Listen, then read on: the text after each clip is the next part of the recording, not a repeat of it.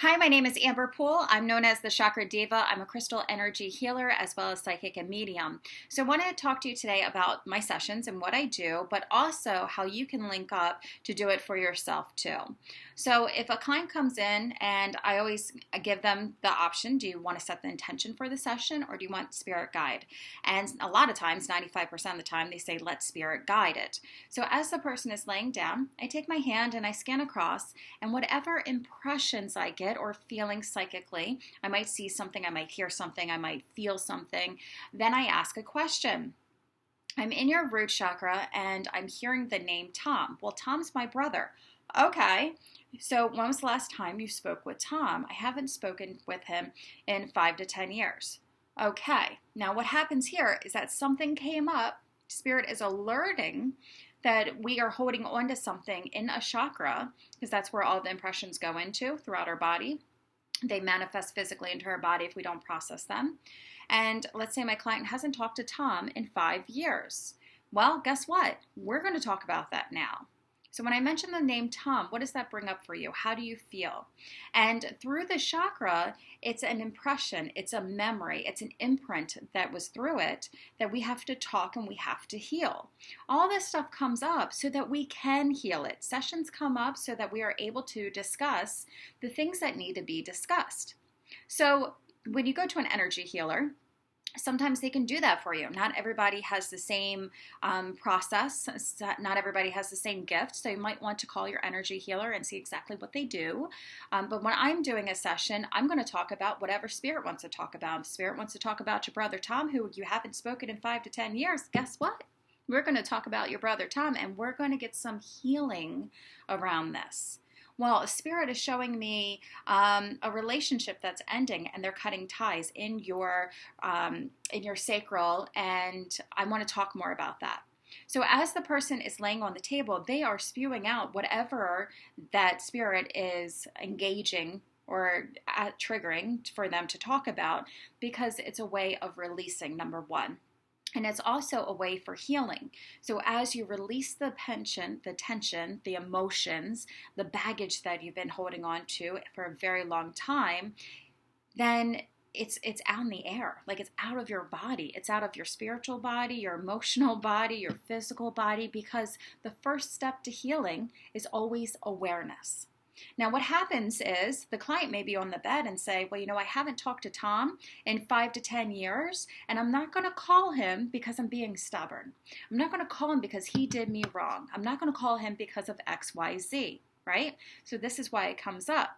Now, it's taken 5 to 10 years because you don't feel like dealing with it. Half the time we have problems that we don't want to deal with. That we say, you know what? I washed my hands. I can't do anything about that. I'm going to go let it like it never even happened. I'm just not even going to call Tom, and we'll see who calls who first, right? So my job is to bring things up to the surface so that we can heal them. When you release them, that is a form of healing. Number one, there's awareness. Number two, we have to release it out into the open, out into the air, and we hand it over. But then we have to replace it. You have to find a belief that you're holding on to, because everything is within. So as you're healing yourself and you're healing your chakras, stuff comes up, even for me. So let's say that we are not doing a session, right? It's not me helping a client. This is you. You're sitting down now and you go, I want to heal myself.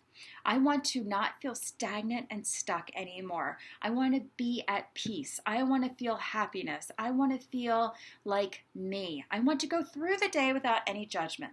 This is how you do it if it's just you. I want you to sit down in a chair. Are we in a chair? We in a chair? Sit down in a chair and put your feet into the ground.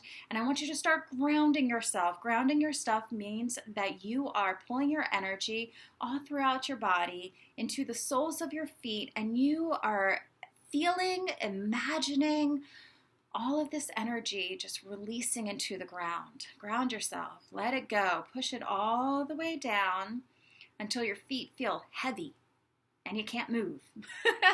Then you know that you're grounded, okay? After that, you close your eyes and you start with a chakra. So let's say I want to start with my throat chakra. And I want you to visualize your throat chakra opening. Now, that could look like a tunnel to you. That could look like a lotus flower blooming. That could look like the color blue. Whatever an opening looks like to you, then you just want to open it. You can either visualize it, you can feel it, you can say it and expect it to happen, okay? So my throat chakra is opening, and I just want to release or send love to whatever my throat chakra wants me to know. So as I sit with my throat chakra, a memory will come up. And usually it's a memory from your childhood. They always come up first. It's very common. And it's something that needs to be healed or needs to be loved. So as this memory comes up, when you are just looking at the awareness of it, you're not judgment. There's not any like feelings. You're not emotionally involved. It's just something that comes up. It's like, oh, you know what? I really wanted to do a presentation and yet I got choked in the middle of the meeting. You know what I mean? Like I couldn't say anything. Something like that. But you're not feeling it. You're seeing it. It's like a movie being passed. So memory comes up, and after the awareness comes up, you have to acknowledge it, okay? Yes, I was choking in the middle of the meeting. We have to release it. So how did that make you feel when that happened? What are some beliefs that came up about it? What was around it? Well, people were staring at me. When they're staring at me, they're judging me, right? So this stuff comes up, and sometimes it will be really irrational. You'll have something that you're like, why did I feel ashamed when I'm choking? I shouldn't feel ashamed. So it might sound a little irrational, which is fine. You want whatever to come up to come up.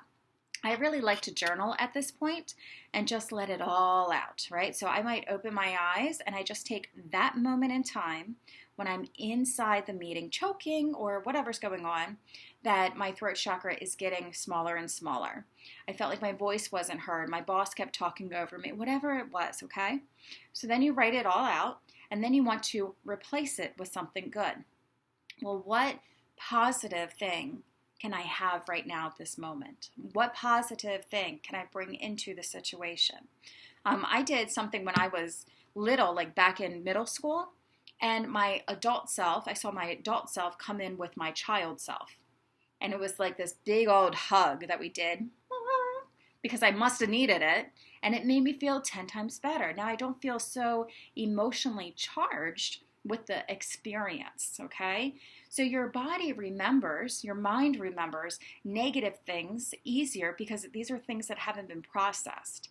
Do you normally go to a happy memory or a happy moment and say, oh, I remember this? Or do you pick up things that weren't okay or things that weren't so awesome first, right? It's because we didn't process it. We just stored it inside our physical, our emotional, our spiritual body, our mental body without processing it. So this is how you process it.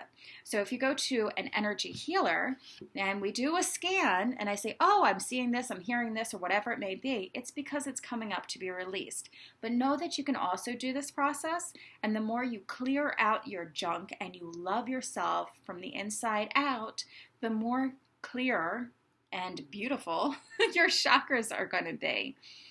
Everything works together, right? You have your physical body, you have your spiritual body, you have your emotional body. And a lot of times we look at our mental body because we're like, how do we think happier thoughts? How do we process things lighter?